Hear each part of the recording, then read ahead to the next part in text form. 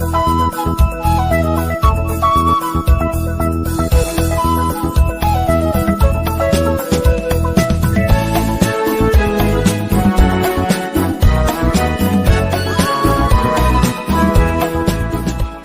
சொல்லுகிறார், இதே வார்த்தையை சொல்றார், எனக்கு வெளிப்படுத்தப்பட்டவைகளில் ஒன்றையும் நான் மறைத்து வைக்கவில்லை, ஆனபடினால் நான் எல்லாவற்றையும் உங்களுக்கு சொல்லிவிட்டேன். அப்படி சொன்னபடினால் நான் உங்கள் எல்லாருடைய இரத்தப்பழிக்கும் நீங்களாயிருக்கிறேன். அப்போஸ்தலர் 20:26-27.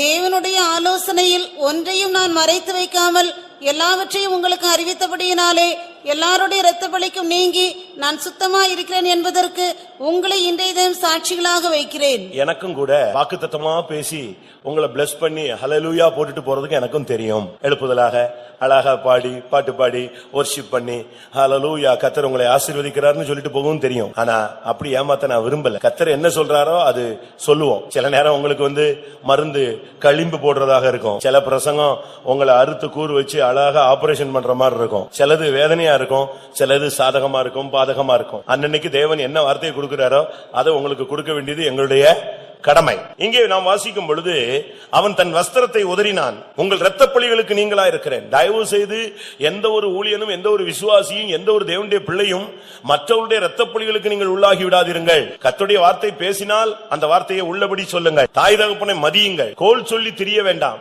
சகோதரனுக்கு விரோதமா எதையாவது செஞ்சுட்டு பிரச்சனைகள் நேரத்துல கடைசி நேரத்துல ஐயோ இப்படி ஆயிடுச்சேன்னு சொல்லாரு. சகோதரனுக்கு விரோதமா ஒரு சகோதரன் வீடு வீடா போனான். ஓப்பனா சொல்றேன், ஒரு ஊழியக்காரருக்கு விரோதமா அவங்களுக்கு பிடிக்கல, அதனால அவருக்கு விரோதமா ஒவ்வொரு வீடா போய் பேச ஆரம்பிச்சிட்டான்.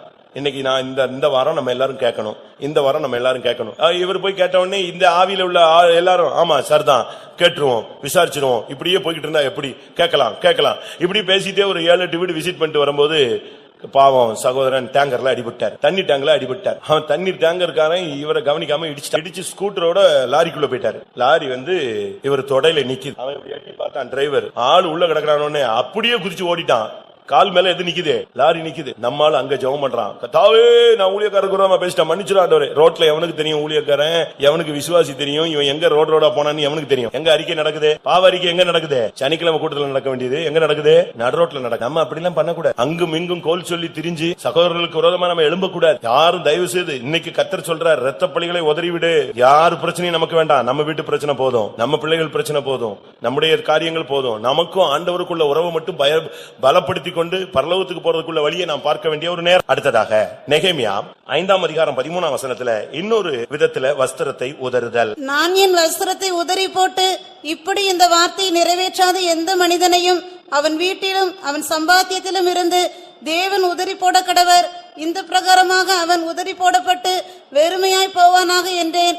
அதற்கு சபையார் எல்லாரும் ஆமேன் என்று சொல்லி கர்த்தரை துதித்தார்கள். பின்பு ஜனங்கள் இந்த வார்த்தையின்படியே செய்தார்கள். இங்கே நெகேமியா தன்னுடைய வஸ்திரத்தை உதறி போடுகிறார். இப்படி இந்த வார்த்தையை நிறைவேற்றாத எந்த மனுஷனையும் அவன் வீட்டிலும் அவன் சம்பாத்தியத்திலும் இருந்து தேவன் உதறி போட கடவர் என்று சொல்லி இந்த பிரகாரமாக அவன் உதறி போட்டான். அந்த உதறி போடுதல்ங்கிற வார்த்தை 3 ட்ரிப் அங்க யூஸ் ஆகுது. வஸ்திரத்தை எடுத்து உதறிட்டான். எல்லாரும் முன்னாலையும் நெகேமியா உதறினான். எல்லாரும் பாத்துக்கிட்டே இருந்தாங்க. அப்ப அவன் சொன்னா, இந்த வசனத்தின்படி செய்யாதவன் எல்லாரும் இப்படியே உதறி போடப்பட கடவன். உடனே ஜனங்கள் எல்லாம் ஆமென்.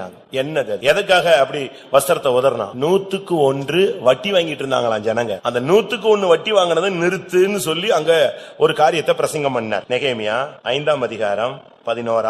நீங்கள் இன்றைக்கு அவர்கள் நிலங்களையும் அவர்கள் திராட்சை தோட்டங்களையும் அவர்கள் ஒலிவ தோப்புகளையும் அவர்கள் வீடுகளையும் நீங்கள் பணத்திலும் தானியத்திலும் திராட்சரசத்திலும் எண்ணெயிலும் 100க்கு 1 வீதமாக அவர்களிடத்தில் தண்டி வருகிற வட்டியையும் அவர்களுக்கு திரும்ப கொடுத்து விடுங்கள் என்றேன். 100க்கு 1 வட்டி வாங்கிட்டு இருந்தாங்க ஜனங்க. இப்ப அவர் சொல்றாரு, இந்த வட்டி வாங்கினது தப்பு, நீங்க திரும்பி கொடுங்க. உடனே ஜனங்கள் சொன்னாங்க, ரைட் நாங்க திரும்ப கொடுத்துறோம். என்னன்னா அதுல 100க்கு 1 எடுத்துக்குவாங்க. பணம்னா நிலம்னா அதுல 100க்கு 1. எல்லாமே வட்டியா நிலத்தை புடுங்கிறது, பணம் ஒவ்வொன்னையா வாங்குறது. யாராவது வட்டி வாங்குறவங்க இருந்தா தயவு செய்து பரலோகம் போகணும்னு நீங்க ஆசைப்பட்டீங்கன்னா வட்டி வாங்குறத நிறுத்துங்க. இன்னைக்கு உதறிடுங்க, இல்லாவிட்டால் கர்த்தர் உன்னை உதறுவார். அப்படிதான் அங்க வசனம் சொல்லுது. நீங்க இன்னைக்கு ஆண்டவரே இனிமேல் நான் வட்டி வாங்குறது இல்ல, நான் திருப்பி கொடுத்துறேன். சகேயுவை இயேசு சந்திச்ச உடனே அவன் சொன்ன வார்த்தை, நான் அநியாயமாய் யாதொன்றையாவது யாரிடத்திலிருந்தாவது நான் வாங்கினது உண்டானால் அதை நான் எப்படி தர்றேன்? நாளத்தனையாக திரும்ப கொடுக்கிறேன். அதான் பைபிள். வட்டி வாங்குற பழக்கம் இருக்கா? ஒரு சிலர் வட்டி வாங்குறாங்க, உடனே கேட்பாங்க, அப்ப பேங்கில் போட்டால் வட்டி கிடைக்காத? பேங்க்ல போடு, ஷேர்ல போடாத, ஒழுங்கா எதை போடு?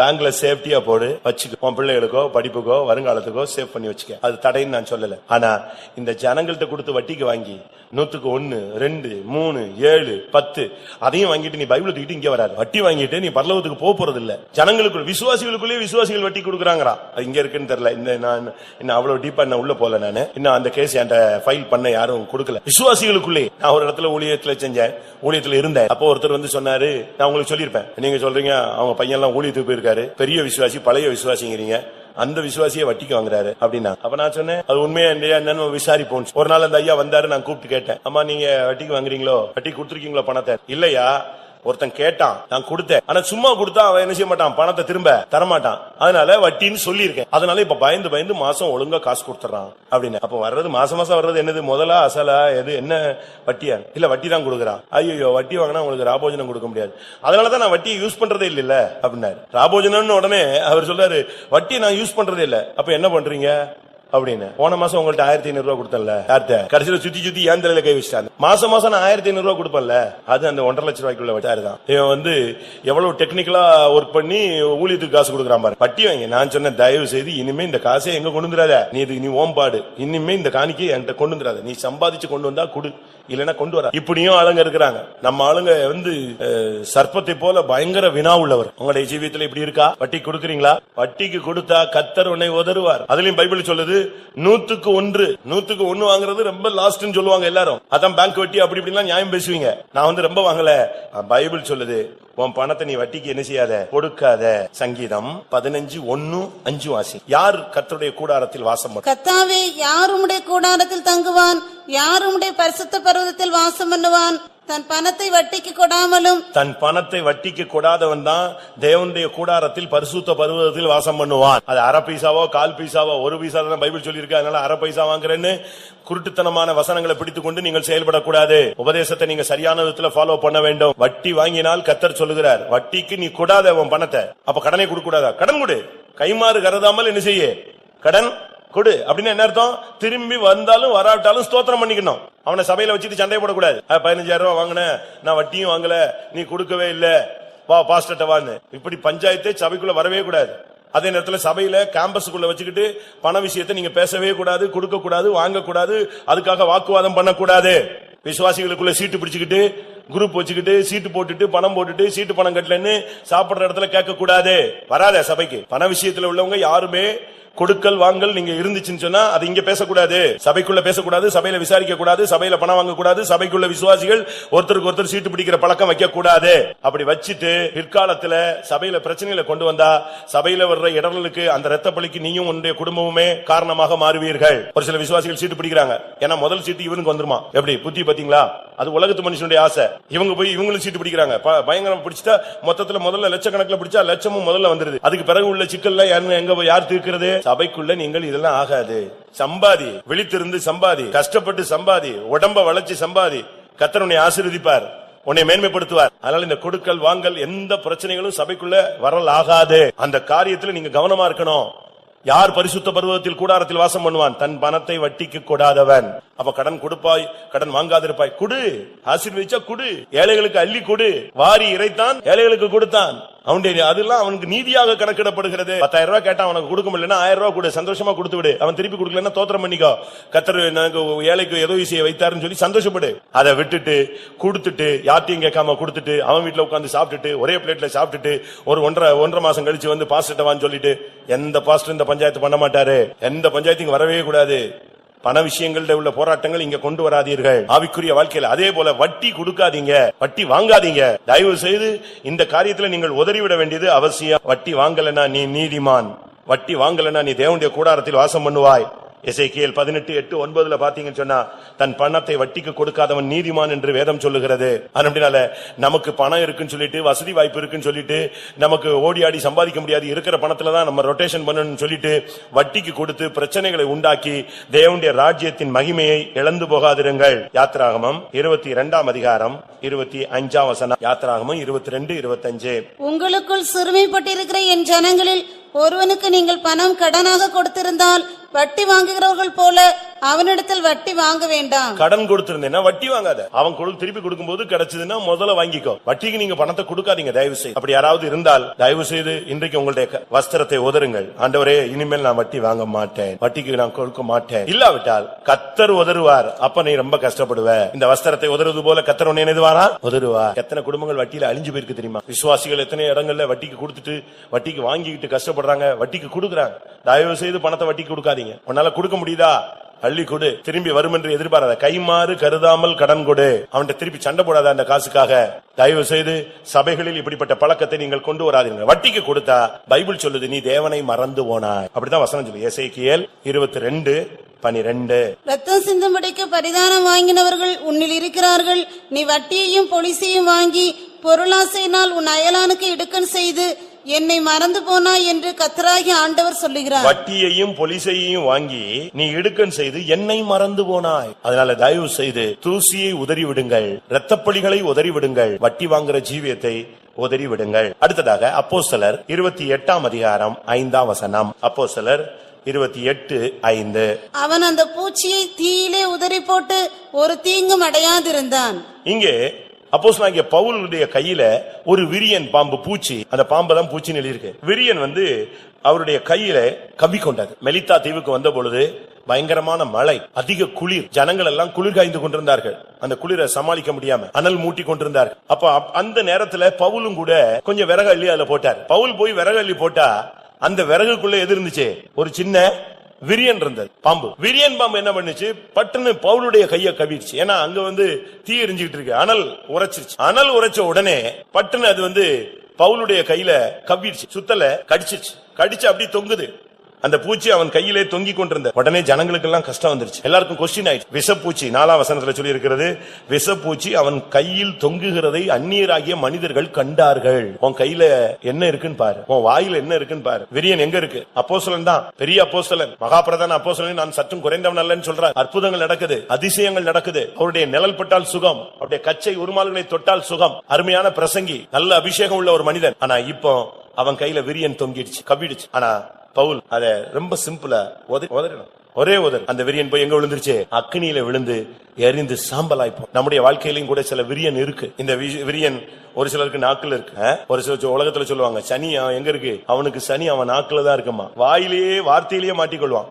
தமிழ்ல சொல்லுவான், நுணலும் தன் வாயால் கெடும். அப்படின்னு என்ன அர்த்தம்? நுணல்னா தவளை. தவளை தான் வாயால தான் கெடும். பேசிக்கிட்டே இருக்கும், கத்திக்கிட்டே இருக்கும், எவனாவது கல்லதுக்கு எரிஞ்சிருவான், கொண்டு சொத்து. இல்ல பாம்பு கத்திட்டு இருக்கிற இடத்துக்கு கரெக்டா பாம்பு பிடிச்சிட்டு போயிடும். இது கத்திக்கிட்டே இருந்துச்சுன்னா எவனாவது கல் எரிஞ்சு கொண்டுருவான். அதனாலதான் சொல்லுவான், தவளை தன் வாயால், நுணல் தன் வாயாலே கெடும். விசுவாசி பாதி பேர் கெட்டு போனது தான் வாயால தான். ஏன்னா இவங்களுடைய நாவுல விஷம் இருக்கு. பைபிள் அப்படித்தான் சொல்லுது. உபாகமம் 32:33. உபாகமம் 32:33.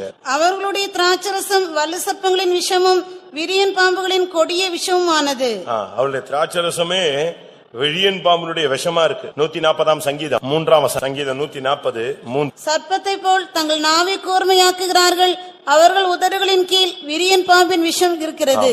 பேசும்போதே விஷம், அவ்வளவுதான். வார்த்தைகள் அப்படி ஷார்ப்பா வரும். ஒரு கொத்து கொத்தினா போதும், அவன் செத்தான். ஆயுள் சக்கரம் முடிஞ்சு போச்சு. அந்த ஒரே வார்த்தையில அவன் பெந்தகோஸ்தை விட்டு ஓடிடுவான், கிறிஸ்துவ விட்டு விலகி குடும்பத்தை விட்டு போயிடுவான். ஒரு சிலர் அப்படி இருக்கிறான். நம்முடைய நாவில் என்ன இருக்கிற அப்படின்னு என்ன அர்த்தம்? உன்னுடைய நாவ சர்ப்பம் கவ்விடுச்சு, உன்னுடைய கால சர்ப்பம் கவ்விடுச்சுன்னா உன் நடைகள் தாறுமாறா, உன் கண்ணை சர்ப்பம் கவ்விருச்சுன்னா உன் பார்வை விகாரமா இருக்கும். உன்னுடைய சிந்தையில சர்ப்பம் கவ்விருச்சுன்னா உன்னுடைய சிந்தைகள் குளம். உங்களுடைய வாழ்க்கையில இந்த விரியனுடைய தாக்குதல் எங்க இருக்கு? இந்த விரியனுடைய போராட்டம் உங்களில் எத்தனை பேருக்கு எங்கெல்லாம் இருக்கிறது? இன்னைக்கு அநேக நேரங்களில் நாம் பார்க்கும் பொழுது இந்த விரியனுடைய தாக்குதல் அநேகர். பவுலுக்கு இந்த விரியனுடைய போராட்டம் இருந்தது. ஆனா பவுல் ரொம்ப டெக்னிக்கா, ரொம்ப நிதானமா, அழகா அதை உதறணும். இன்றைக்கு இந்த கூட்டம் முடியறதுக்குள்ள உங்களுடைய பிசினஸ்ல இருக்கிற விரியனை நீங்க உதறணும். உங்களுடைய ஊழியத்தில் இருக்கிற விரியனை உதறணும். உங்களுடைய வீட்டுல இருக்கிறதான சர்ப்பத்தின் போராட்டங்களை உதறணும். அது உன் கையில தொங்கிக்கிட்டு, உன் பிசினஸ்ல தொங்கிக்கிட்டு, உன் ஊழியத்துல தொங்கிக்கிட்டு, உன் பிள்ளைகளுக்குள்ள தொங்கிக்கிட்டு, அங்கங்க கவ்வி சிந்தை, நினைவு, கிரியை, தோற்றம், உணர்வு, வாஞ்சை, விருப்பம், பிசினஸ், தொழில், வீடு எல்லாவற்றிலும் ஒரு பாதிப்பை உண்டு பண்ணிக்கிட்டு இருக்கு. ஒரு வீட்டுல ஜெபிக்க சொன்னாங்க. என்னன்னு கேட்டேன். அவங்க பெரிய பணக்காரங்க. அவங்க வீட்டுல 3வது மாடியில ஒரு சைடா ஒரு ட்ரெஸ் போட்டிருக்காங்க, ஓடு பதிச்சு. அதுக்குள்ள என்ன இருக்கு? ஒரு பாம்பு. இவன் வீடு மாளிகை மாதிரி கட்டி வச்சிருக்கான். ஆனா எப்படி இது வந்துச்சுன்னு அவனுக்கு என்ன செய்யல. அதனால அந்த மாடிக்கிட்டே ஒருத்தனும் போக மாட்டான். பிள்ளைகள் எல்லாம் அங்க போடுறதே கிடையாது. ஏன்னா அது அங்க வசிச்சு. இப்படி எத்தனை வீடுகளுக்குள்ள ஆவிக்குரிய பாம்புகள் இருக்குன்னு தெரியல. விரியன், இந்த விரியன் சொல்லுகிறது சுபாவத்துல கூட நம்மில் அநேகர் விரியன்களா தான் இருக்கிறாங்க. மத்திய எழுதின சுவிசேஷத்துல பார்க்கும் பொழுது யோவான் ஸ்நானகன் தன்னிடத்துல வந்த பரிசேயரையும் சதுசேயரையும் பார்த்து விரியன் பாம்பு குட்டிகள் என்று பேசினார். மத்தேயு 3:7 வாசியுங்கள். பரிசேயரிலும் சதுசேயரிலும் அநேகர் தன்னிடத்தில் ஞானஸ்நானம் பெறும்படி வருகிறதை அவன் கண்டு, விரியன் பாம்பு குட்டிகளே, வரும் கோபத்துக்கு தப்பித்துக் கொள்ள உங்களுக்கு வகை காட்டினவன் யார்? வரும் கோபத்துக்கு தப்பித்துக் கொள்ள உங்களுக்கு வகை காட்டினவன் யாருன்னு சொல்லி இந்த பரிசேயனையும் சதுசேயனையும் பார்த்து அவர் பேசுகிறார். பரிசேயனா என்ன தெரியுமா? பரிசேயனை பத்தி நீங்க லூக்கா எழுதின சுவிசேஷத்துல பார்க்கும்போது வாரத்துல 2 தடவை உபவாசம் எடுக்கிறேன், என் சம்பாத்தியத்துல எல்லாம் தசமபாகம் கொடுக்கிறேன், இதுதான் பரிசேயனுடைய நீதி. ஆனா இந்த பரிசேயனை பார்த்து சொல்ற தசமபாகம் கொடுக்கிறேன், தசமபாகம் கொடுக்கிறேன், தசமபாகம் கொடுக்கிறேன்னு சொல்றான் பாத்தீங்களா? இவன் ஒரு பரிசேயன். நான் உபவாசம் எடுக்கிறேன், உபவாசம் எடுக்கிறேன், உபவாசம் எடுக்கிறேன்னு சொல்றான் பாத்தீங்களா? அதுவும் ஒரு பரிசேயன். இவங்க எல்லாம் வேறு பிரிக்க இந்த சத்தியத்திலேயே இருந்தாலும் இந்த பரிசேயர்கள் வித்தியாசமானவர்கள், வேறு பிரிந்தவர்கள், உபதேசத்துக்கு அந்நியமானவர்கள், ஆழமான சத்தியங்களுக்கு விரோதமானவர்கள். இங்கே நான் பார்க்கும் பொழுது இந்த கூட்டத்தை பார்த்து விரியன் சொல்றார். 58ஆம் சங்கீதத்தில் அவர் பேசும் பொழுது சங்கீதக்காரன் சொல்லும் பொழுது, பாம்பாட்டிகள் எவ்வளவு வினோதமா ஊதினாலும் இந்த விரியன் தன் காதை அடைத்துக் கொள்ளுகிறது. பிரசங்கம் என்ன மாதிரி பண்ணாலும் இவங்க காதை அடைச்சுக்கிறாங்க. பாம்பாட்டிகள் வினோதமாய் ஊதினாலும் அவர்கள் ஊதும் சத்தத்திற்கு செவி கொடாதபடிக்கு தன் காதை அடைக்கிற செவிட்டு விரியனை போல் இருக்கிறார்கள். என்ன பிரசங்கம் பண்ணாலும் சரி, பிரசங்கம் தொடங்கும் போதே இவர் இப்படித்தான் பேசுவார் அப்படின்னு சொல்லிட்டாலே முடிஞ்சு போச்சு, விரியன் ஸ்டார்ட் பண்ணிட்டான்னு அர்த்தம். இவர் சுத்தி சுத்தி இப்படித்தான் பேசுவாருங்க அப்படின்னு ஒருத்தன் சொல்லிட்டான்னா அவனுக்கு பிரசங்கம் ஏறாது. ஏன்னா யார் வந்துட்டா? விரியன் வந்து காதை ஆஃப் பண்ணிட்டான், முடிஞ்சது. அதுக்கு பிறகு நீங்க என்ன சொல்லுங்க, ஜோக் அடிச்சு சொன்னாலும் சிரிக்க மாட்டான், நல்லது சொன்னாலும் ஏத்துக்க மாட்டான், அவனை கண்டிச்சு சொன்னாலும் மண்டையில ஏறாது. ஏன்னா விரியன் எதை அடைச்சிருச்சு? காதை ஸ்ட்ராங்கா அடைச்சு. நமக்குள்ள எத்தனை பேருக்குள்ள இந்த விரியனுடைய போராட்டம் இருக்கு. இந்த விரியனை உதற வேண்டிய நேரம் இதுதான். நம்முடைய வாழ்க்கையில இப்படிப்பட்ட காரியங்களுக்கு நாம் விலகி இருக்க வேண்டியது அவசியம். பவுலுடைய கையில அந்த விரியன் கவ்வினது, கையை உதறினான். முதலாவது வஸ்திரத்தை உதறுதல், தூசியை உதறுதல், வட்டி கொடுக்கிற ஜீவியத்தை உதறுதல். அடுத்து நம்முடைய ஜீவியத்தில் இரத்த பலிகளுக்கு நீங்களாகி உதறுதல். அடுத்து கைகளை உதறுதல். கைகளை உதறும் பொழுது சர்ப்பம் உன்னை விட்டு வெளியே ஓடி. உதறு இயேசுவின் நாமம். உங்க சட்டையிலயோ உங்களுடைய கையிலயோ ஏதாவது பட்டினா உடனே அது தானாவே கை உதறும். அதுபோல நம்முடைய ஜீவியத்தில் இருக்கிறதான இந்த விரியனை, வாழ்க்கையில போராடுகிற விரியனை நீ உதற வேண்டிய நேரம் வந்து விட்டது. இவங்க எல்லாரும் பார்த்தாங்க, பவுல் செத்துருவாரு, நொரதள்ளிரும், மயங்கிடுவாரு, கீழே விழுவாரு, இன்னும் கொஞ்ச நேரத்துல செத்துருவான்னு பார்த்தாங்க. இவர் தான் உதறிட்டாரு. கொஞ்ச நேரத்துல பார்த்தாங்க, என்னப்பா இவனுக்கு ஒண்ணுமே ஆகல, இவன் தேவன், இவன் தேவனுடைய மனுஷன், இவன் தேவன் என்று அவனை புகழ்ந்தார்கள். காரணம், அந்த விரியனுடைய பாதிப்பு அவனுக்கு இல்லாத பட்சத்தில் அவன் தேவன் என்று எண்ணப்படுகிறான். அந்த விரியனை அவன் உதறி விட்டான். அப்படினால் நாம் வஸ்திரங்களை உதற வேண்டிய காரியங்களில் உதற வேண்டும், கைகளை உதற வேண்டிய காரியங்களிலும் உதற வேண்டும். அடுத்ததாக ஏசாயா 33:15. நீதியாய் நடந்து செம்மையானவைகளை பேசி இடுக்கண் செய்வதால் வரும் ஆதாயத்தை வெறுத்து பரிதானங்களை வாங்காதபடிக்கு தன் கைகளை உதறி இரத்தம் சிந்துவதற்கான யோசனைகளை கேளாதபடிக்கு தன் செவியை அடைத்து பொல்லாப்பை காணாதபடிக்கு தன் கண்களை மூடுகிறவன் எவனோ? அவன் உயர்ந்த இடங்களில் வாசம் பண்ணுவான். கண்மலைகளின் அரண்கள் அவனுடைய உயர்ந்த அடைக்கலமாகும். அவன் அப்பம் அவனுக்கு கொடுக்கப்படும், அவன் தண்ணீர் அவனுக்கு நிச்சயமாய் கிடைக்கும். உயர்ந்த இடங்களில் வாசம் பண்ண வேண்டுமானால், உங்களுடைய அப்பம் உங்களுக்கு கிடைக்க வேண்டுமானால், உங்களுடைய தண்ணீர் உங்களுக்கு கிடைக்க வேண்டுமானால், பரிதானம் வாங்காதபடிக்கு தன் கைகளை உதற வேண்டும். அப்படின்னா என்ன அர்த்தம்? லஞ்சம் வாங்க கூடாது, கிஃப்ட் வாங்க கூடாது. தமிழ்ல சொல்லுவான் சம்பளம், அடுத்தது கிம்பளம். அதனாலதான் லூக்கா எழுதின சுவிசேஷத்துல ஒரு சிலர் வந்து அந்த யோவான் ஸ்நானகன்கிட்ட பேசினாங்க, நாங்க என்ன செய்யணும் நீங்க எதிர்பார்க்கிறீங்கன்னு. அவர் சொன்னாரு, சம்பளமே போதும் என்று இருங்கள், அதுவே உங்களுடைய வாழ்க்கையில உங்களுக்கு நிம்மதியை தரும். 3ஆம் அதிகாரம் லூக்கா எழுதின சுவிசேஷம் 3ஆம் அதிகாரம் 14ஆம் வசனம். போர் சேவகரும் அவனை நோக்கி நாங்கள் என்ன செய்ய வேண்டும் என்று கேட்டார்கள். அதற்கு அவன், நீங்கள் ஒருவருக்கும் இடுக்கண் செய்யாமலும் பொய்யாய் குற்றம் சாட்டாமலும் உங்கள் சம்பளமே போதும் என்றும் இருங்கள் என்றான். கர்த்தர் கொடுக்கிற சம்பளம் போதுமானது. சில வீட்டுல மனைவிமார் சொல்றாங்க, எல்லாரும் வாங்குறாங்க நீங்க வாங்குங்க. அப்படின்னா என்ன அர்த்தம்? சாபத்தை நீங்க வாங்குறீங்க. பரிதானம் வாங்குவது குற்றம். யாராவது அப்படி பழக்கம் இருந்தால் தயவு செய்து நீங்கள் சின்ன வேலையோ பெரிய வேலையோ, கொஞ்சம் பணமோ பெரிய பணமோ ஏதாவது நீங்கள் லஞ்சம்னு வாங்கியிருந்தீங்கன்னா தயவு செய்து நிறுத்துங்க ஃபர்ஸ்ட். இரண்டாவது, முடிந்தா திரும்ப கொடுங்க. கொடுப்பீங்களா? அப்படி யாராவது லஞ்சம் வாங்கினதை கொடுக்கறதுக்கு சக்தி இருக்கா? ஒருவேளை நீங்க கவர்மெண்ட் எம்ப்ளாயி இல்லாம இருக்கலாம். இந்த வசனம் உங்களுடைய இருதயத்துல இருக்கட்டும். லஞ்சம் வாங்குற பழக்கம் நமக்கு இருக்கக்கூடாது. ஒரு சிலர் பாருங்க, அது ஒரு ஆவி. நீங்க இந்தியால கேள்விப்பட்டிருப்பீங்க, படிச்சிருப்பீங்க, பாத்திருப்பீங்க. தேசாயின்னு ஒரு ஆள் மெடிக்கல் கவுன்சில்ல இந்தியால டாப் ஆளா இருந்தாரு. ஒவ்வொரு மெடிக்கல் காலேஜும் தொடங்குறதுக்கு எத்தனையோ கோடி லஞ்சம் வாங்கிருக்காங்க. அவருக்கு சமீபத்தில் பிடிச்சாங்க, உங்களுக்கு எல்லாருக்கும் தெரியும். வீட்டுல இருந்த பணம் எவ்வளவு தெரியுமா? 1500 கோடி. ஆனா அடுத்து இப்ப 2 கோடி யார்ட்டையோ கேட்டு அதை கொடுக்கும்போது பிடிச்சு கொடுத்தான் வந்தாள். 1500 கோடி இருந்தும் அவனுக்கு என்ன இல்ல, திருப்தி இல்ல. இதுதான் மனுஷ வாழ்க்கை. திருப்பி வீட ரைட் பண்ணாங்க. ரைடு பண்ணா 1.5 டன் தங்கம் இருந்துச்சு. 1500 கோடி பணம், 1.5 டன் தங்கம். இதுக்கும் போதாதுன்னு சொல்லி அவன் பிச்சை எடுக்கிறான். 2 கோடி கொடு, 1.5 கோடி கொடு, 4 கோடி கொடின்னு. இப்போ உள்ள இருக்கிறாரு ஸ்ட்ராங்கா, வெளியே வந்துருவான். உலகம் அப்படித்தான் இருக்கு. நீங்க யோசிச்சு பாருங்க, நமக்குள்ள எத்தனை பேர் லஞ்சம் வாங்குறோமா? ஒரு சிலர் ஊழியக்காரங்களுக்கு காணிக்க கொடுக்கறதே லஞ்சம் கொடுக்கற மாதிரி நினைச்சுக்கிறாங்க. நாங்க பணம் கொடுக்கறோம், அதனால பாஸ்டர் சைட் சப்போர்ட் பண்ணுவார். இங்க லஞ்சத்துக்கெல்லாம் வேலை கிடையாது. வாங்கின உடனே ஒரு ஜபம், அது நீ கரெக்டா கொடுத்தீங்கன்னா ரெகக்னைஸ், இல்லன்னா அது அப்பமே அது தேவனுடைய கணக்குல நிச்சயாது சேராது. நீ கரெக்டா சுத்தமா சம்பாதிச்சு உண்மையா மனப்பூர்வமா கொடுத்தீங்கன்னா அது 2 பைசானாலும் 1 துட்டுக்கு சமானமான 2 காசுனாலும் அது தேவனால் என்ன செய்யப்படும்? அங்கீகரிக்கப்படும். அதே நேரத்தில் அந்த ஐஸ்வர்யவான் தூக்கி உள்ள போட்டாரு, அதையும் இயேசு பார்த்தாரு, அது காணிக்கைதான், அது அங்கீகரிக்கப்படவே இல்லை. அதனால நீங்க கொடுக்கறதெல்லாம் ஸ்தோத்திரம் பண்ணி நாங்க வாங்கி போடுவோம். அது ஏதாவது நாங்க அடிக்கடி சொல்ற வார்த்தை, காணிக்க 10 கிலோமீட்டர் ஸ்பீட்ல வருது, ஆனா செலவு எத்தனை கிலோமீட்டர் ஸ்பீட்ல போகுது? 100 கிலோமீட்டர் ஸ்பீட்ல போகுது. வர்றதை விட வேகம் தான், போகிறது வேகம் தான் கூட. அதனால நீங்க சரியா புரிஞ்சுக்கணும், காசு கொடுத்து யாரையாவது விலைக்கு வாங்கிடலாம், அது தவறு. அப்படி நம்ம சிந்தையிலேயே கொண்டு வரக்கூடாது. அப்படி நீங்க கொண்டு வரீங்கன்னா நீங்க தேவனை ஏமாத்துறீங்கன்னு அர்த்தம். நம்முடைய வாழ்க்கையில நம்முடைய கைகளை உதற வேண்டிய இடம் பரிதானம் வாங்குவது. பரிதானம் வாங்குறதுல இருந்து நீங்க வெளியே வாங்க, அது ஒரு கெட்ட பழக்கம். யாத்திராகமம் 23:8 சொல்லுது, பரிதானம் உன் கண்களை குருடாக்கும். யாத்திராகமம் 23:8. பரிதானம் வாங்காதிருப்பாயாக, பரிதானம் பார்வையுள்ளவர்களை குருடாக்கி. பார்வையுள்ளவர்களையே குருடாக்கிடும். காசு பார்வையுள்ளவர்களை குருடாக்கிடும். உபாகமம் 27:25 சொல்லுது, பரிதானம் வாங்குறவன் சபிக்கப்பட்டவன். இப்ப நம்மகிட்ட கூட எத்தனையோ பேரு இந்த காரியத்தை சக்சஸ் பண்ணணும், அந்த காரியத்தை சக்சஸ் பண்ணணும் லஞ்சம் கேட்கறாங்க. அவங்களுக்கு எல்லாம் பைபிள் என்ன சொல்லுது? உபாகமம் 27:25, குற்றமில்லாதவனை கொலை செய்யும்படி பரிதானம் வாங்குகிறவன் சபிக்கப்பட்டவன் என்பார்களாக. பணம் வாங்கிட்டாலே அவன் சபிக்கப்பட்டவன். சாமுவேலின் காலத்துல ஜனங்கள் ராஜாவை கேட்டார், எங்களுக்கு ராஜா வேணும்னு சொல்லி. அது சாமுவேலுக்கும் துக்கமா இருந்துச்சு, ஆண்டவருக்கும் ரொம்ப துக்கமா இருந்துச்சு. கடைசியில ராஜாவை தேவன் கொடுத்தார். எதுக்கு கொடுத்தார்? சாமுவேல் பரிதானம் வாங்குற பழக்கம் கிடையாது, ஆனா சாமுவேலுடைய பிள்ளைகள் சரியில்லை. சாமுவேல் ஒரு தெய்வீகமான மனுஷன். அவன் கேட்கறான், யாரிடத்துல நான் பரிதானம் வாங்கினது உண்டானா சொல்லுங்க அப்படிங்கிறான். ஜனங்கள்லாம் கையை வைத்து சொல்றாங்க, நீங்க பரிதானமே வாங்கல அப்படி. ஆனா சாமுவேலுடைய பிள்ளைகள் நல்ல ஒரு நீதிமானுடைய பிள்ளைகள், ஆனா இவங்க காசு வாங்கினாங்க. அதனாலதான் ஜனங்க எங்களுக்கு ராஜா வேணும், உன் பிள்ளைகள் எங்களை ஆளுகை செய்யக்கூடாதுன்னு சொன்னாங்க. சாமுவேலுடைய பிள்ளைகள் தெய்வீகமற்றவர்கள். 1 சாமுவேல் 8:3. ஆனாலும் அவனுடைய குமாரர் அவன் வழிகளில் நடவாமல் பொருளாசைக்கு சாய்ந்து பரிதானம் வாங்கி நியாயத்தை புரட்டினார்கள்.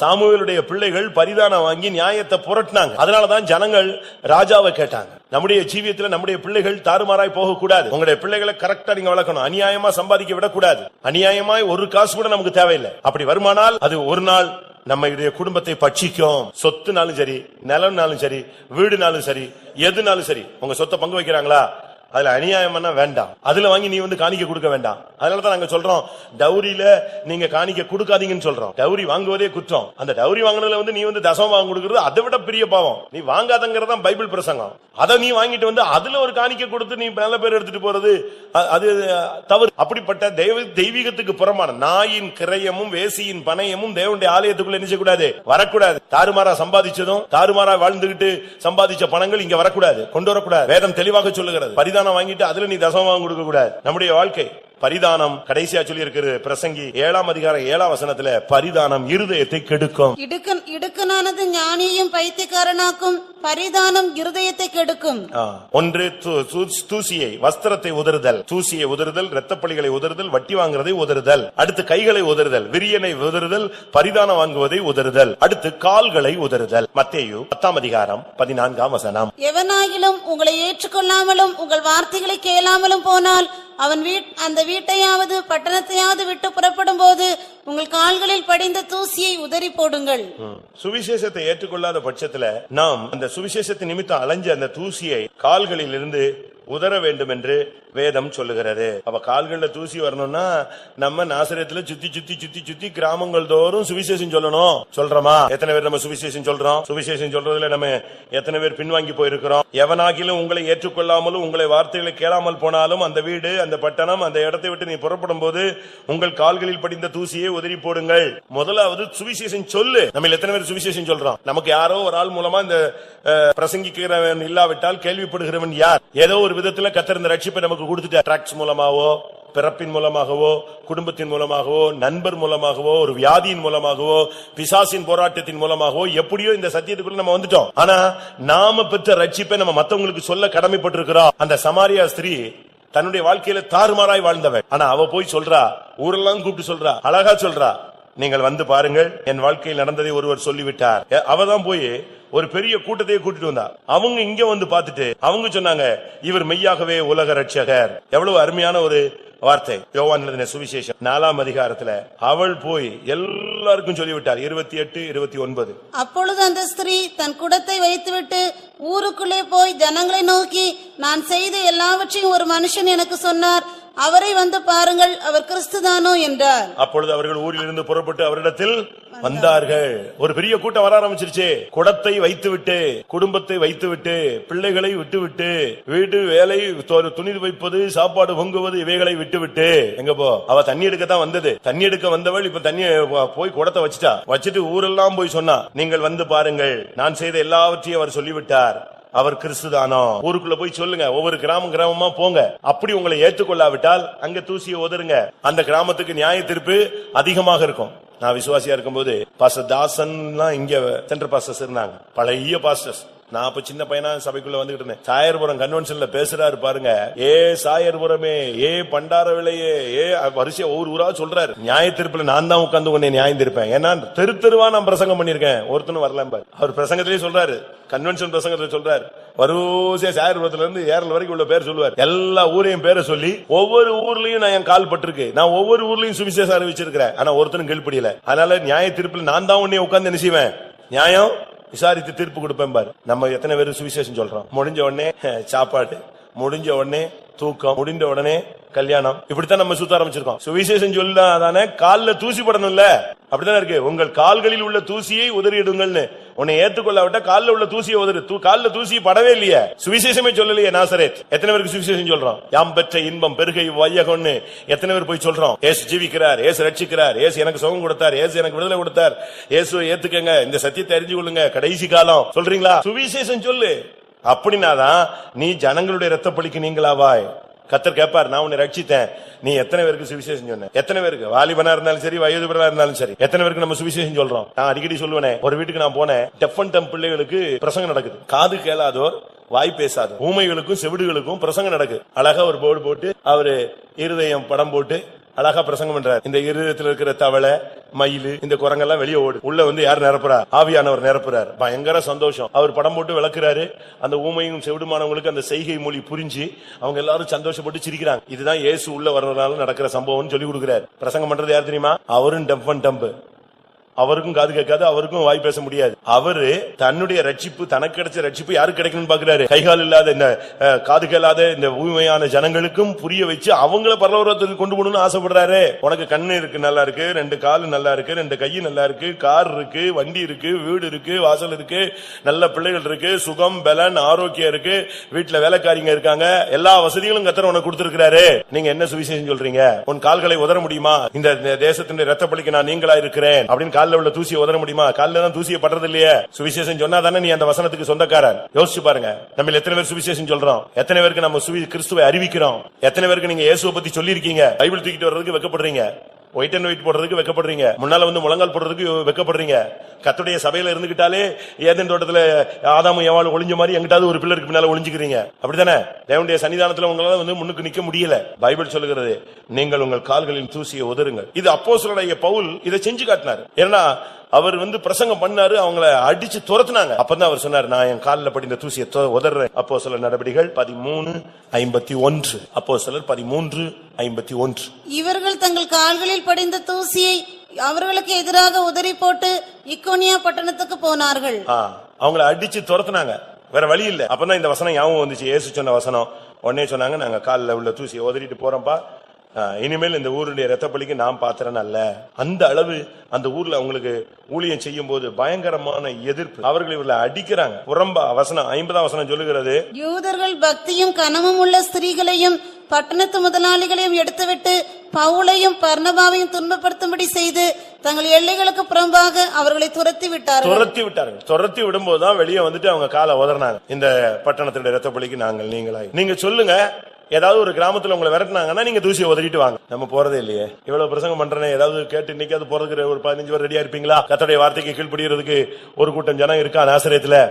இன்னைக்கு சண்டே ப்ரோகிராமே போடக்கூடாது, கெட் டுகெதரே வைக்க கூடாது, சொந்த ப்ரோகிராமே போடக்கூடாது. இன்னைக்கு ஃபுல்லா கர்த்தருடைய நாள். உங்களுடைய ஆவியில ஒத்து போகிற ஒரு 4 பேரை கூப்பிட்டுட்டு கிராமமா நீங்க போகணும். சில இடங்கள்ல கர்த்தரை ஏத்துக்கொள்வாங்க, சில இடங்கள்ல ஏத்துக்கொள்ள மாட்டாங்க. எல்லா இடத்துலயும் சிவப்பு கம்பள வரவேற்பு இருக்குன்னு சொல்ல முடியாது. சில இடங்கள்ல ஜனங்கள் விருப்பப்பட்டு கேட்பாங்க, சில இடங்கள்ல விருப்பப்பட மாட்டாங்க. விருப்பப்படலன்னா உடனே நீங்க உடனே அங்கே தூசி உதறணும்னு நான் சொல்லல, அவங்களுக்காக ஜெபிங்க. மறுபடியும் அந்த இடத்துல சுவிசேஷத்தின் வாசல் திறக்கட்டும். அந்த கிராமத்துல ஒரு கூட்டம் ஜனங்களை கர்த்தர் சந்திக்கட்டும். நாகாலாந்துலாம் ஒரு காலத்துல நரமாமிசம் சாப்பிட்டவன் மனுஷன் போய் சுவிசேஷம் சொன்னாலே அவனையே சாப்பிட்டு அவனையே குழம்பு வச்சு சாப்பிட்டுருவான். அப்படி ஜனங்க அவங்க மத்தியிலையும் சுவிசேஷம் சொல்லி எத்தனையோ எவாஞ்சலிஸ்ட் செத்து இன்னைக்கு நாகாலாந்து 100% என்ன நாடா மாறிடுச்சு? கிறிஸ்தவ நாடாக மாறிடுச்சு. யோசிச்சு பாருங்க. நீங்க மிஷனரிஸ் கதைகள் எல்லாம் கேள்விப்பட்டிருப்பீங்க. ஒரு புருஷனும் மனைவியும் ஒரு மலைக்காட்டுல ஊழியம் செய்யறாங்க. அந்த மனைவிக்கு அவள் கர்ப்பிணியாக மாறி இருக்கா.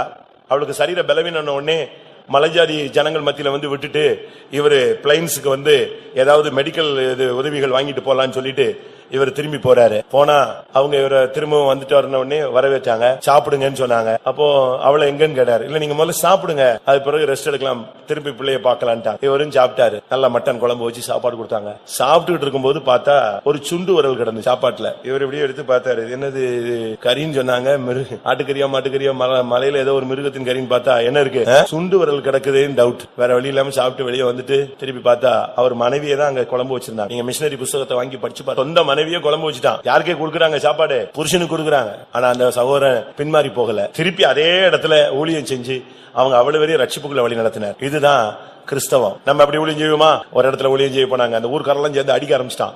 2-3 பேருக்கு அடி விழுந்த உடனே நம்ம விசுவாசி சொல்லிருக்காரு, எப்ப நான் பிள்ளை குட்டிக்காரன் என்ன அடிச்சிடாரு, நீ வரக்கூடாதுன்னு சொல்லிட்டு இல்ல, விட்டுரு, நான் விட்டுரு, தயவு செய்து விட்டுரு, இனிமே வந்தா கேட்டு, நான் எனக்கு வீட்டுல பிள்ளைகள்லாம் இருக்கு, நான் இப்படி சொல்ற விசுவாசிகள் பைபிளை தூக்கிட்டு போனா அவன் உடனே ஏசு இல்லன்னு சொன்னா கூட சரி இப்ப நான் சொல்லிடுறேன் ஏசு இல்லன்னு சொல்லு, விடுன்னு சொல்லுவான். இன்னைக்கு இப்படி முதுகெலும்பு இல்லாம என்ன செய்யக்கூடாது? சுவிசேஷத்தை தூக்கிட்டு போக கூடாது. நீ ஆராதிக்கிற தேவன், ஜீவிக்கிற தேவன். எதிர்ப்பு இருக்கா?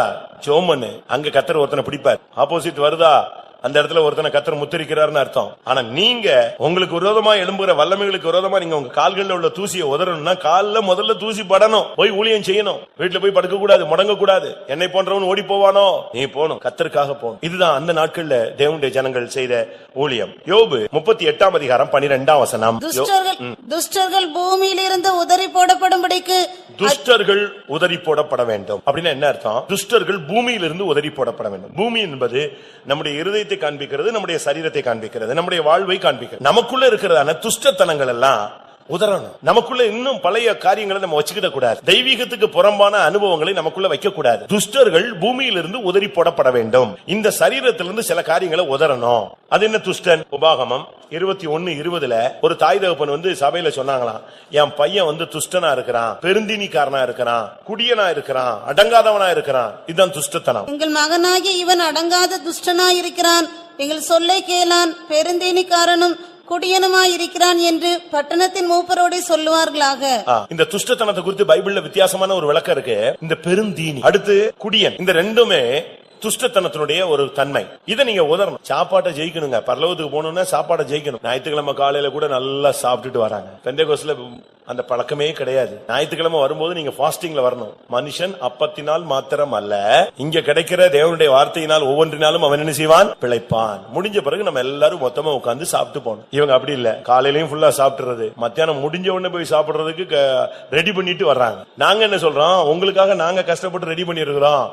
நீ மத்தியான சாப்பாட்டுக்காக பாதர் பண்ணாத, கஷ்டப்படாத, ஒரி பண்ணாத. அன்னைக்கு ஒரு நாள் சாம்பார் சாப்பிடு, ஒண்ணு செத்து போக மாட்ட. தேவனுடைய ஜனங்களோடு இருந்து சாப்பிட்டுட்டு சமாதானமா போங்க. அதுக்காக நீங்க காலையில எந்திரிச்சுட்டு ரோட்ல போயிட்டு கடையில வாசல்ல நிக்க வேண்டாம், வரிசையிலே நிற்க வேண்டாம். திருவாக காலையில நீ ஒண்ணுமே ரெடி பண்ணாத. காலையில எந்திரிச்சியா ஒரு காஃபி, இல்ல நல்ல பிரதிஷ்டையில இருக்கியா தண்ணி குடிக்காம கூட வரலாம். கர்த்தாவே உங்களுடைய வார்த்தையினால் நான் திருப்தி ஆகும். டாக்டர்கிட்ட போங்க. டாக்டர் என்ன சொல்றாரு? சாப்பாட்டை குறைன்னு தான் சொல்றாரு. நல்ல பாடியில கஷ்டமா இருக்கு அப்படின்னா அவர் என்ன சொல்றாரு? காலையில எந்திரிச்சு 3 கிலோமீட்டர் நடங்கிறாரு. நாங்க தான் சொல்றோமே, ஞாயிற்றுக்கிழமை பைபிள் தூக்கிட்டு நடந்தானே சொல்றேன். மத்தியானத்துக்கு மேல இதே தானே சொல்றோம் நாங்களும். அப்படிதானே? கரெக்ட் தானே? வாக்கிங் போங்கன்னு தானே சொல்றோம். நான் ஒரு நாள் நான் சொல்லிருப்பேன். ஒரு நாள் நான் ஒரு ரயில்வே கேட்ட, என் கார் கிராஸ் பண்ணுது. ஒரு விசுவாசி ஓடி வேர்த்து அப்படியே விறுவிறுத்து போறான். நல்ல பணக்கார விசுவாசி. எனக்கு ஏதோ பிரச்சனை ஆயிடுச்சு போட்டுருக்குன்னு காரை வேகமா கொண்டு போய் ஒரு ஓரத்துல நிப்பாட்டி, என்ன ஏன் பிரதர் ஒண்ணு இல்லையே, ஏன் இப்படி ஓடிட்டு இருக்க இந்த ரோட்ல, மெயின் ரோட்ல? எக்ஸசைஸ். நீ கோயில் முழங்கால் போடலன்னா உன்னை ரோட்ல ஓடத்தான் விடுவாரு ஆண்டவர். நடு ரோட்ல ஓட விட்டுருக்காரு. சரி ஓடு, என்ன பண்றது? முழங்கால் போடு, அது சூப்பர் எக்ஸசைஸ். காத்திரு போட்டதுல 2 மணி நேரம் முழங்கால் நின்னுங்க, வியாதி வருதுன்னா என்னை கேளுங்க. முழங்கால் போட்டு ஆழ்வியில நிரம்பு, உதறு, உன் சரீரத்தில் உள்ள போராட்டங்கள் எல்லாம் உதறு, பலவீனங்கள் எல்லாம் போகும். நடு முழங்கால நில்லுங்க, ஆஃப் முழங்கால நில்லுங்க. தேவ சமூகத்துல நில்லுங்க போது சரீரத்தினுடைய அவயவங்கள் சீராக்கப்படும். ரத்த ஓட்டம் சரியில்லைன்னு ஓடுற, நல்ல அபிஷேகத்தில் நிரம்புங்க. ரத்த ஓட்டம் நிக்குதா ஓடுதான்னு பார்க்கலாம். துஷ்டத்தனத்தை உதறு, பெருந்தீனியை உதறு. பூமியிலிருந்து உன் சரீரத்திலிருந்து பெருந்தீனி அடங்காத தன்மைகளை உதற வேண்டும். அடுத்ததாக நீதிமொழிகள் 17:11. துஷ்டன் கலகத்தையே தேடுகிறான். துஷ்டன் கலகத்தை தேடுகிறான். கலகத்தையே நம்ம எப்பவும் சிந்திக்க கூடாது. நல்லதையே சிந்திங்க, பாசிட்டிவாவே சிந்திங்க, நெகட்டிவாவே சிந்திக்காதீங்க. சில வீடுகள்ல சிலர்லாம் எப்பவுமே நெகட்டிவாவே திங்க் பண்றாங்க. துஷ்டன் தான் கலகத்தையே சிந்திப்பான். நீதிமான் சமாதானத்தையே நாடுவான். உங்களுடைய மைண்ட்ல எப்பொழுதுமே நெகட்டிவ் திங்ஸ் வரக்கூடாது, அந்த தாட்டே வரக்கூடாது. எப்பொழுதுமே பாசிட்டிவ். பைபிள் சொல்லுகிறது பிலிப்பியர்ல, கற்புள்ளவைகள் எவைகளோ, உண்மையுள்ளவைகள் எவைகளோ, நீதி உள்ளவைகள் எவைகளோ, கீர்த்தி உள்ளவைகள் எவைகளோ, இவைகளையே நீங்கள் சிந்தித்துக் கொண்டிருங்கள். தமிழ்ல சொல்லுவான் எண்ணுவதெல்லாம் உயர்வு உள்ளல்னு. அதனால பைபிளும் அதைத்தான் சொல்லுகிறது வித்தியாசமான விதத்துல. பிலிப்பியர் 4:8. கடைசியாக சகோதரரே, உண்மையுள்ளவைகள் எவைகளோ, ஒழுக்கமுள்ளவைகள் எவைகளோ, நீதி உள்ளவைகள் எவைகளோ, கற்புள்ளவைகள் எவைகளோ, அன்புள்ளவைகள் எவைகளோ, நற்கீர்த்தி உள்ளவைகள் எவைகளோ, புண்ணியம் எதுவோ, புகழ் எதுவோ, அவைகளையே சிந்தித்துக் கொண்டிருங்கள். கலகத்தையே சிந்திக்காத. புண்ணியம் எது, புகழ் எது, நற்கீர்த்தி எது, அன்பு எது, கற்பு எது, நீதி எது, ஒழுக்கம் எது, உண்மை எதுன்னு அதையே சிந்தித்துக் கொண்டிரு. துஷ்டனை உதறிவிடு. நீதிமொழிகள் 24:8 சொல்லி இருக்கிறது, அவன் தீவினை செய்ய தேடுவான். நீதிமொழி 24:8. தீவினை செய்ய உபாயம் செய்கிறவன் துஷ்டன் எண்ணப்படுவான். தீவினை செய்ய உபாயம் செய்கிறவன் துஷ்டன் என்று எண்ணப்படுவான். இந்த துஷ்டனை உதறு. உன் சரீரத்தில் இந்த துஷ்ட சுபாவங்கள் வரக்கூடாது, உன் இருதயத்தில் வரக்கூடாது, மனதில் வரக்கூடாது. இந்த காலை வேளையில கர்த்தர் தம்முடைய சபையோடு, தம்முடைய ஜனத்தோடு, அபிஷேகம் பெற்ற தேவனுடைய பிள்ளைகளோடு கர்த்தர் பேசுகிற வார்த்தை, தூசியை உதறிவிட்டு எழுந்திரு, எருசலேமே வீற்றிரு, உன் அலங்கார வஸ்திரங்களை தரித்துக்கொள், சீயோனே எழும்பு, உன் வல்லமையை தரித்துக்கொள் என்று கர்த்தர் பேசுகிறார். நாம் கைகளை உதற வேண்டியது, வஸ்திரத்தை உதற வேண்டியது, நம்முடைய சரீரத்தை உதற வேண்டியது, நம்முடைய கால்களை உதறி போட வேண்டியது. நமக்குள்ளே இருக்கிற இந்த பரிதானம் வாங்கும் சுபாவங்கள், வட்டிக்கு வாங்குகிற சுபாவங்கள், துஷ்டத்தனங்கள், நமக்குள்ளே காணப்படுகிறதான சுவிசேஷத்துக்கு புறம்பான தன்மைகள், இவைகள் இந்த நாட்களில் உதறி போடும்படியாக தேவன் நமக்கு ஆலோசனை கொடுக்கிறார்.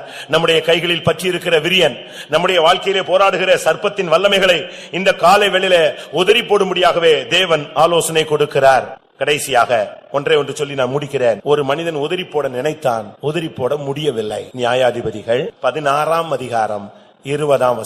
அப்பொழுது அவள், சிம்சோனை, பெலிஸ்தர் உன்மேல் வந்து விட்டார்கள் என்றால், அவன் நித்திரை விட்டு விழித்து கர்த்தர் தன்னை விட்டு விலகினதை அறியாமல் எப்போதும் போல உதறி போட்டு வெளியே போவேன் என்றான். உதறி போட்டு வெளியே போக முடிஞ்சதா? உதறி போட்டு சிம்சோனால உதறி போட்டு வெளியே போக முடிஞ்சதா? போக முடியவில்லை. எப்பொழுதும் உதறிட்டே தான் இருப்பான். யாராவது சொல்லுவாங்க பெலிஸ்தர் வந்து விட்டார்கள், அவன் எங்க படுத்திருந்தாலும் சரி, எங்க உட்கார்ந்து இருந்தாலும் சரி, எதுல கட்டியிருந்தாலும் சரி, அவனை யாருமே கட்டுப்படுத்த முடியாது. அந்த அபிஷேகம் வரும் பொழுது யாராவது உன்னைய பிடிச்சிட்டாங்க சிம்சோனே அப்படின்னு சொன்னா போதும், அவனை உலராத பச்சையான 7 அகனி நார் கயிறுல கட்ட சொன்னான். பச்சை நார்ல வச்சு கட்டி வச்சிட்டாங்க. 7 நார் வச்சு கட்டியாச்சு. சாதாரண மனுஷன் அதை அசைக்க கூட முடியாது. ஆனா சிம்சோனே, பெலிஸ்தர்கள் வந்து விட்டார்கள் சொன்ன உடனே ஒரே உதர்தான், பட்டுன்னு எல்லாமே நெசவு பாவோட கட்டி வச்சிருந்தாங்க. நெசவு பாவு தெரியுமா? ஸ்கூல்ல படிச்சிருந்தீங்கன்னா வீவிங் கிராஃப்ட் ஒரு பீரியட் வரும், நெசவு நான் படிச்சிருக்கேன். அது பயங்கரமா இருக்கும். அதுல வச்சு கட்ட வச்சுட்டான் அவனை. நான் பலட்சியம் ஆயிருவேன். கட்டி வச்சுட்டு சொன்னாங்க, சிம்சோனே, பெலிஸ்தர் வந்து விட்டார்கள். எல்லாத்தையும் புடிங்கி எடுத்துட்டாங்க. அவனை உதறிட்டான்னு சொல்லிட்டான்னா அவனை ஒண்ணுமே கண்ட்ரோல் பண்ண முடியும். அவனுடைய உதறுதல் அப்படி இருக்கும். அக்கினிப்பட்ட கயிறு போல எல்லாமே அருந்து போயிடும். கைய உதறிட்டானா கையில உள்ள சங்கிலாம் அருந்து கீழே விழுந்துரும். காலை உதறிட்டானா காலில் கட்டின கட்டு எல்லாம் போயிடும். அப்படி ஒரு பராக்கிரமசாலி. ஆனா இப்போ அதே பெண் சொல்றா, சிம்சோனே, பெலிஸ்தர்கள் வந்து விட்டார்கள். இவன் சொன்னா, நான் எப்பொழுதும் போல உதறி விடுவேன். கையும் உதற முடியல, காலும் உதற முடியல, சரீரத்தையும் உதற முடியல, வஸ்திரத்தையும் உதற முடியல, ஒண்ணுமே உதற முடியாம அடிமையாய் மாறி போனான். காரணம், அவனுடைய பிரதிஷ்டை பலன் அவனை விட்டு போய்விட்டது. அபிஷேகம் அவனை விட்டு விலகி நின்றது. ஆண்டவர் அவனை விட்டு விலகி போய் நின்றார். அவனால உதறி போட முடியவில்லை. அவனுடைய கண்களை பிடுங்கினார்கள், வெங்கல சங்கிலினால கட்டினார்கள், சிறைச்சாலையில அடைத்தார்கள். குரங்கை போல வேடிக்கை பொருளாய் மாறினார். அருமையானவர்களே, நாம் உதறி போட வேண்டிய காரியங்களை உதறி போடாத பட்சத்தில், உதறி போடப்பட முடியாத ஒரு கட்டத்தில் நாம் வந்தால் சத்துரு நம்முடைய தரிசனத்தை எடுத்து போடுவார். நாம் கட்டப்பட்டு புறஜாதிகள் மத்தியில நிந்தைகளும் அவமான சுவடுகளாய் நாம் மாறி போவோம். எல்லாரும் கண்களை மூடுங்கள். இன்றைக்கு எல்லா காரியங்களையும் உதற வேண்டிய நேரம் வந்து விட்டது. உனக்கும் தேவனுடைய பிள்ளைகளுக்கும் விரோதமாக எழும்பியிருக்கிற சர்ப்பம் இன்றைக்கு தீக்கிரையாக்கப்பட வேண்டியது அவசியம். எத்தனை பேர் உதறி போட போகிறீர்கள்? சில நிமிடங்கள் கண்களை மூடி முழங்கால் படியிடுவோம். கர்த்தர் உன்னோடு தான் பேசிக் கொண்டிருக்கிறார். எழும்பு, எழும்பு சீயோனே, உன் வல்லமையை தரித்துக்கொள். பரிசுத்த நகரமாகிய எருசலேமே, உன் அலங்கார வஸ்திரங்களை உடுத்திக்கொள். தூசியை உதறிவிட்டு எழுந்திரு. 2 நிமிஷம் முழங்கால் போடலாம். ஊழியக்காரங்களுக்கு முழங்கால்லாம் இருக்கு, போடணும், உடைக்கணும். அந்நியனை போல உட்காரக்கூடாது. ஆராதனைக்கு ஆசீர்வாதம் இல்லைன்னா வரக்கூடாது. தூசியை உதறி விட்டு எழுந்திரு. விருத்த சேதனம் இல்லாதவன் இனி உன் வழியாய் கடந்து வருவதில்லை. தயவு செய்து யாரும் யாருடைய இரத்தப்பழிகளுக்கும் சிக்கிக்கொள்ள வேண்டாம். யாரும் ஜென்ம சுபாவத்தின் ஜாதிகளின் வல்லமைகளுக்குள்ளே சிக்கிக்கொள்ள வேண்டாம். தயவு செய்து யாராவது வட்டி வாங்கி இருந்தால் இன்றைக்கோடு இந்த 12ஆம் மணி நேரத்தோடு இந்த உபதேசத்துக்கு கீழ்ப்படிந்து அதை நிறுத்துங்கள். உங்கள் கைகளை உதறுங்கள், வஸ்திரத்தை உதறுங்கள். அநியாயமாய் லஞ்சமாகவோ அநியாயமாகவோ ஏதாவது பொருளோ ஏதாவது ஒரு காரியம் நீங்கள் பெற்றிருந்தால் உங்கள் கைகளை உதறுங்கள். துஷ்டத்தனத்தை விட்டு விடுங்கள். உங்கள் கைகளில் உங்களுடைய வாழ்க்கையில் போராடுகிற விரியனை இந்த காலை வேளையில மத்தியான வேளையில் உதறி போடுங்கள். ஆவியானவர் அந்த விரியனை சுட்டெரிக்கட்டும். அந்த விரியன் தப்பி போக கூடாது. இன்றைக்கு இந்த கூட்டத்தோடு உன்னுடைய வாழ்க்கைக்கு விரோதமான விரியன் சாம்பலாகட்டும். உண்மையாகவே உதறி போட விரும்புகிறவர்கள் மாத்திரம் கைகளை உயருங்க. நல்லா புரிஞ்சுக்கோங்க. கர்த்தர் தான் இந்த வார்த்தையை உங்களுக்கு சொல்லி இருக்கிறார். நான் உங்களுக்கு சொல்லி இருக்கிறேன். இந்த பிரசங்கம் நான் இதுவரை பண்ணினது இல்லை. இன்னைக்கு கர்த்தர் உங்களோடு பேசி இருக்கிறார். இன்றைக்கு நீ கைகளை உயர்த்தும் போது இந்த லைஃபுக்கு நீ உன்னை சமர்ப்பிக்கிறாய் என்ற அர்த்தம். இனி சாகு வரை நீ வட்டிக்கு பணம் கொடுக்க கூடாது, பரிதானம் வாங்க கூடாது, அநியாயமா எந்த காரியத்தில் நீ சிக்கிக் கொள்ள கூடாது, யாருடைய இரத்தப்பழிகளுக்கு நீ உடன்படக்கூடாது, சுவிசேஷத்தை ஒழுங்காய் அறிவிக்க வேண்டும், துஷ்டத்தனத்தை உன்னிலிருந்து உதறி போட வேண்டும். இயேசுவின் நாமத்தில் உதறுங்கள். கைகளை உதறுங்கள், கால்களை உதறுங்கள், வஸ்திரத்தை உதறுங்கள், சரீரத்தை உதறுங்கள். துஷ்ட ஆவிகள், துஷ்ட வல்லமைகள் விலகட்டும். உன்னோடு உன்னை கவ்விக்கொண்டிருக்கிற வல்லமைகள் விழுந்து போகட்டும், எரிந்து போகட்டும். உன்னோடு போராடுகிற வியாதியை உதறு. ஹல்லேலூயா. உன்னோடு போராடுகிற பிசாசின் போராட்டத்தை உதறு. உன்னோடு போராடுகிற துஷ்டத்தனத்தை உதறு, துர்க்குணத்தை உதறு, பொல்லாத சுபாவத்தை உதறு. எத்தனை பேர் உங்களுடைய வாழ்க்கையில ஒரு அந்நிய சக்தியினுடைய தாக்குதல், கவ்வுதல், ஊழியத்துல, வீட்டுல, தொழில்ல, பிள்ளைகளுக்குள்ள உணர்கிறீர்கள்? அவங்க மட்டும் கைகளை வைத்து ஏதோ ஒரு போராட்டம், ஒரு விரியனுடைய மறைமுக தாக்குதல் என் தொழில்ல இருக்கு, என் குடும்பத்துல இருக்கு, என் பிள்ளைகளுக்குள்ள இருக்கு, என் சகோதர சகோதரிகளுக்குள்ள இருக்கு, என் ஊழியத்துல அப்படிப்பட்ட ஒரு அந்நிய தாக்குதல் இருக்கு. இயேசுவின் நாமத்தில் இன்னைக்கு அதை உதறுங்கள். பிரியமானவர்களே, பலிபீடத்தின் அக்கினியில உதறுங்கள், பரிசுத்த அக்கினியில் உதறுங்கள். ஆமென், ஆமென். பட்சிக்கிற அக்கினி அதை பட்சிக்கட்டும். சர்ப்பம் இன்னைக்கு முடிவுக்கு வரட்டும், துஷ்ட வல்லமைகள் முடிவுக்கு வரட்டும். நான் திரும்பவும் சொல்லுகிறேன், உதறுங்கள். உன் குடும்பத்துல போராடுகிற வியாதியை உதறு. உன் வீட்டுல யாரையும் வியாதி தொடக்கூடாது, பலவீனம் தொடக்கூடாது, பிசாசு தொடக்கூடாது. உன் தொழிலை கர்த்தர் தான் தொட வேண்டும், ஆசீர்வதிக்க வேண்டும். பிசாசு தொடக்கூடாது. உன் ஊழியத்துல கர்த்தர் வெளிப்படட்டும், அந்நிய வல்லமைகள் வெளிப்படக்கூடாது.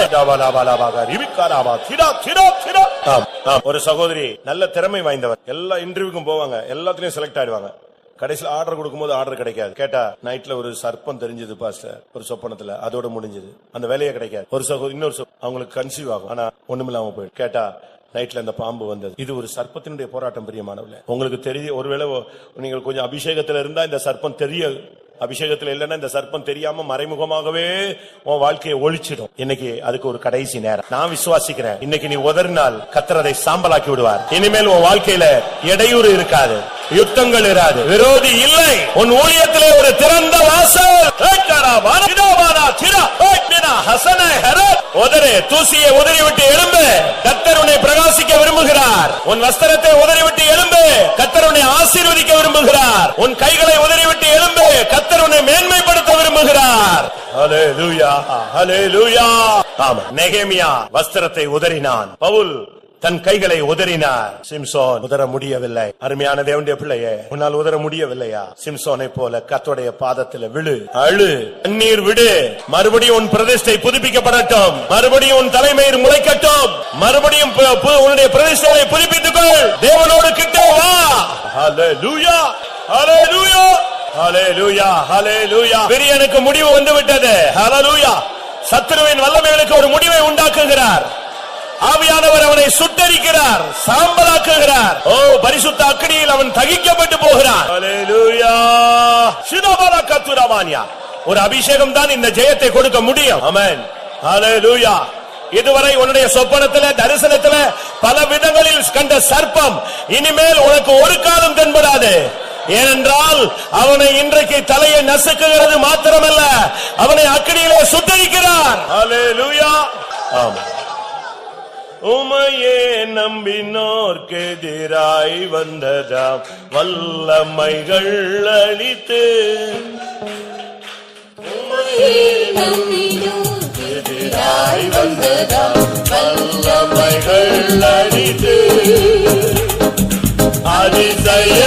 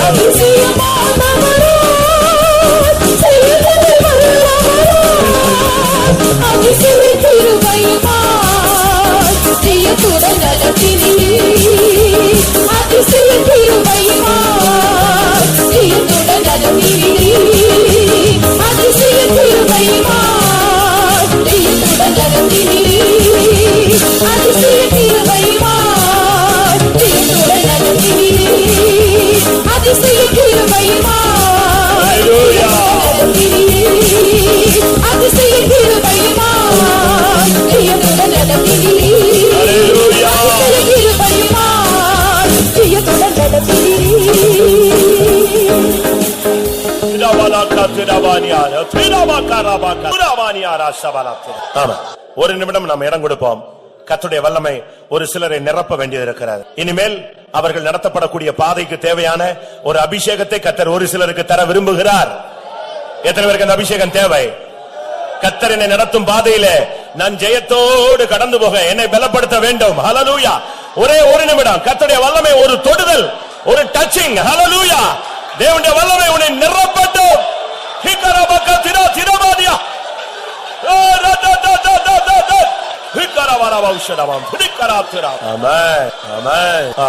தம்முடைய ஜனங்கள் எவைகளை உதறிவிட்டு வாழ்க்கையிலே முன்னேறி செல்ல வேண்டும் என்பதை குறித்து கர்த்தர் நம்மோடு இடைப்பட்டபடினால ஸ்தோத்திரம் பண்ணுவோம். Praise the Lord, praise the Lord.